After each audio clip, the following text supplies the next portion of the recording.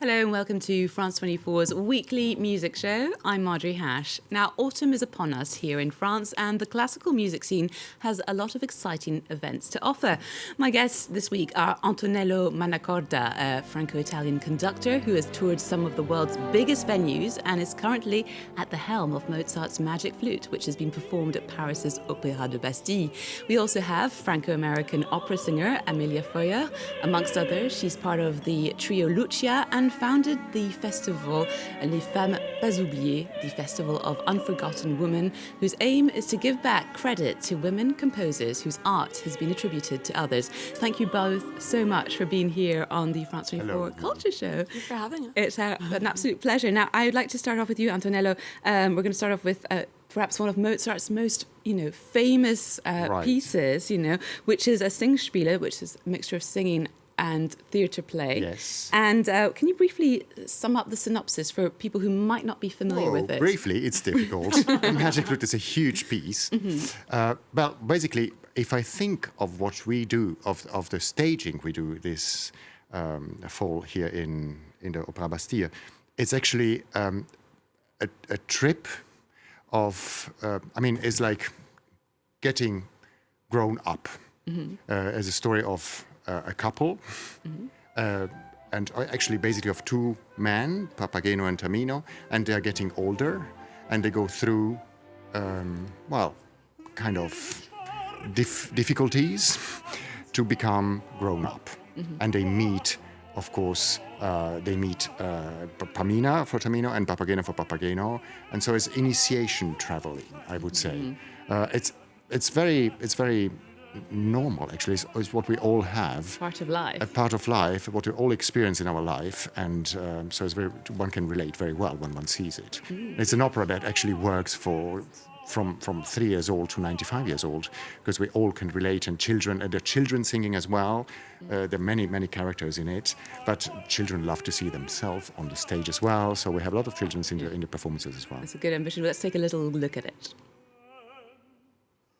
Man schmeckte mir trinken und essen, dann könnt ich mit Fürsten mich messen, des Lebenshalsweise mich freuen und wie im Elysium sein. Dann könnt ich mit Fürsten mich messen, des Lebens als Weiser mich freuen und wie im Elysium sein. Im Elysium sein. Im Elysium sein.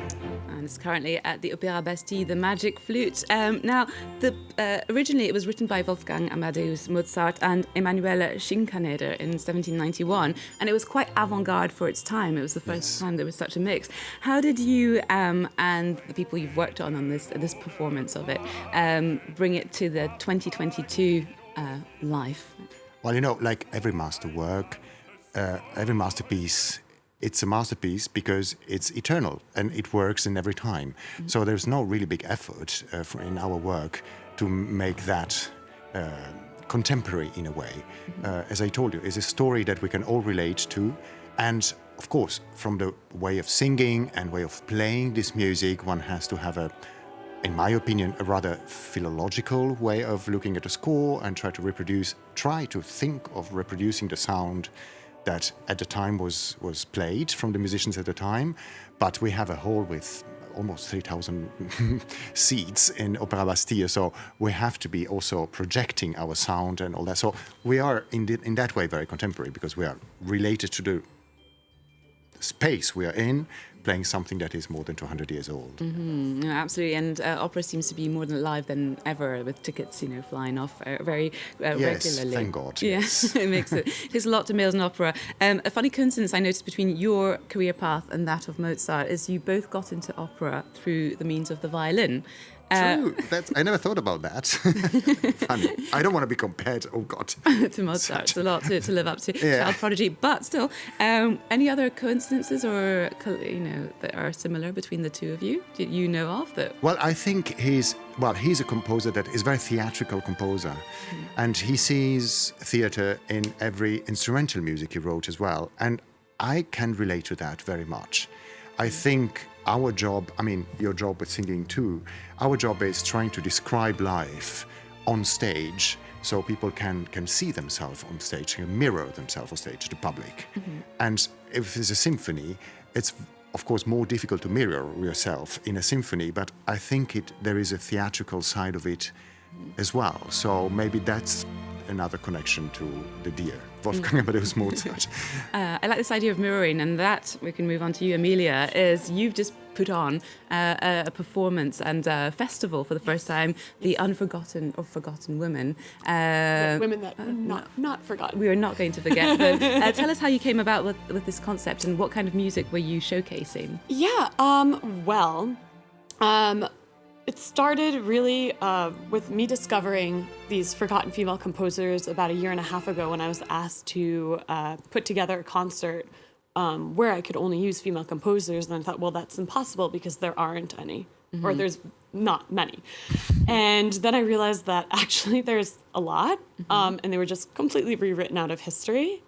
So one thing led to another, and in collaboration with the Mairie de Courbevoie, which is like the local mayor's office where I live just right outside of Paris, they decided to fund this festival with me. And it was 3 days of inviting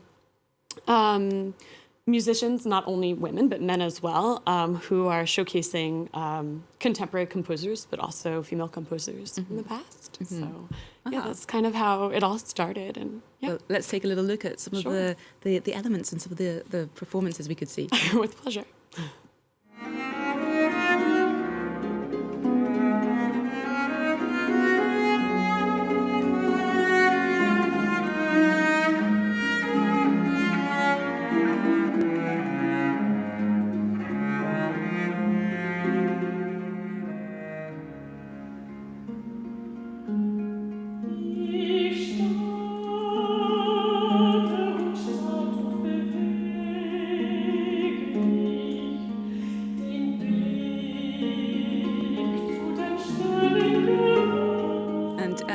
Festival really comes at on a peak time because this year we've had a lot of classical musical artists. Notably, we had the soprano singer Ren Reis, who came on the show, and her recent album is about Fanny Mendelssohn, whose a lot of her work was credited to her brother Felix. So do you think that happened a lot? From your research and women you explored, whose careers you explored? Yeah, I don't think it did. Even the problem is not just that men took credit for their female contemporaries, but just that the music was not re-edited. For example, Fanny Mendelssohn, it's so hard to find a lot of her music on public domain sites where all of Felix's music is there. So it's also about access. And I know that there are other women that are championing this concept and trying to not compose, sorry. They're trying to edit this music and make it more available to the public. So I hope that continues, and it's just, we need to represent these women. So, And Antonello, you, as your career is, moving around the world, have you does that come to your attention, this sort of issue, or well, it's a general issue in the world at the moment, and everybody knows now how finally women conductors also can perform and are invited and asked to show their face and their talents. So of course, and especially in Scandinavian countries, actually, I found that I had a few concerts in Helsinki with a Philharmonic or Stockholm Philharmonic, and they asked me to perform a female composer because they have it in their, they have to do it. Mandatory. So it's also a political statement, not only an artistic statement in the end. So it's not all the time very, very easy to find the right pieces. As you say, access is the point. Exactly. So I'm really thankful that people are taking attention to that, and that's important, yes. And Amelia, you'll be heading to Bordeaux with your trio in October. Any plans to take this festival on an international level, because you're American as well? Would you like to be able to do so? So I mean, the first, going back to the trio, we are only playing music by female composers. And our next concert is the 20th of October at the Théâtre des Quatre Saisons in Bordeaux. And what we're trying to do is not only play music by French female composers, that's how we kind of started, but we're bringing a lot of Americans in as well. And we just discovered Florence Price, Amy Beach, but even more contemporary female composers like Caroline Shaw. I don't know if you've heard of her. She's the youngest female composer to win a Pulitzer Prize. She's like 38, So we're having a lot of fun playing gospel, and we also brought in some jazz and rearranged it for cello and harp. That's our trio. So, that's been really fun.